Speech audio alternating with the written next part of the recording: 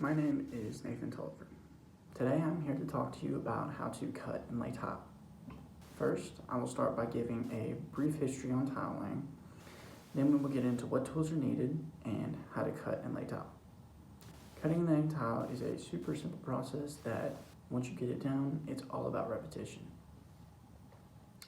First, let us get into a history of where ceramics, as tile is formerly known as, are originally from. The earliest examples of tile making originated in the Holy Lands around the 4th century BC. From there, the Romans brought tiling to Europe by conquering the Holy Lands. In the 8th and 9th centuries, the people of northwest China developed what became the basis for 13th century Turkish and Middle Eastern tiles. This is what Susan D. Turner says in Ceramic Tile History on traditionbuilding.com, which is a super cool article. You should check it out. From there, ceramics made their way around the world. And as I just said, they're in many cultures around the world, like in the Americas, for example. Here, Grout Logic tells us that plain, kind of boring, undecorated ceramic tiles were traditional, common flooring material in many parts of the Americas. However, ceramic floor and roof tiles were not made in the North American colonies until the late 16th and early 17th century. It was, however, in the Victorian era that ceramic tile flooring first became so prevalent in the United States. Tiling was used much in the United States before that period of time, and really not that much in the US at all. Once tiling came to the United States, though, it was really hard to stop. Now, tile is in your kitchen and your bathrooms mostly, and it's used as some decoration in other places. Now, let us get into the tools that are needed to cut and lay tile efficiently.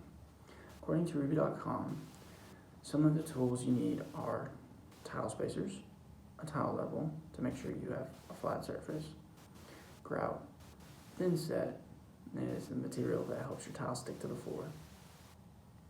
You'll need 2 5-gallon buckets, a sponge, maybe a few sponges, a tape measure, a tile trowel, an electric mixer, an electric tile saw, and you're going to need some diamond blades for your tile cutter.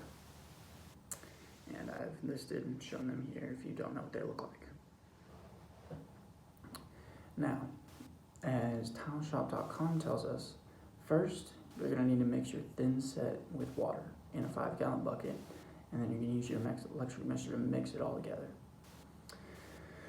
Once that is done, you're going to set that to the side, and you're going to clean your surface that you want to tile. You're going to make sure it's clean and dust-free. Once that is done, simply get your tile trowel and your thin set, and you're going to put thin set on a section of the floor, and you're going to start laying your tiles. And this is what it's going to look like. You're going to lay your tiles in whatever pattern you desire, and you're going to keep laying section by section. And once you get to the end, close to like the wall and stuff, you're going to use your tape measure, and you're going to have to measure out how much of tile you'll need in a specific spot. After that, you are going to go to your tile saw with your diamond blades equipped. And make sure that when you cut that you are wearing safety glasses, because cutting tile, it throws tiny shards everywhere and it can get you in your eye, and that would be very bad. So wear safety glasses. And then once you have placed all your tiles, you're going to have to let it set overnight so that the thin set can set and harden. Once the waiting is over, you will need to mix your grout and water in a 5-gallon bucket and mix it until it's about like a coherent blend. And then you'll need a bucket of water handy with a sponge, and you'll use that later. You're going to go through, take up your tile spacers, and you're going to use it's called a floater. It looks like this up here. And you're going to place a thin layer of grout on a section of the floor. And you're going to let that sit for about 10 minutes, And then you're gonna take your sponge and you're gonna clean off all the excess grout that you have that's still just around. And it kind of looks like this bottom picture right there. And you're gonna have to rinse that sponge out in the water to like make sure that it's all. You're gonna want to switch out that bucket a couple of times too, to make sure that water's clean and you get all of the grout up.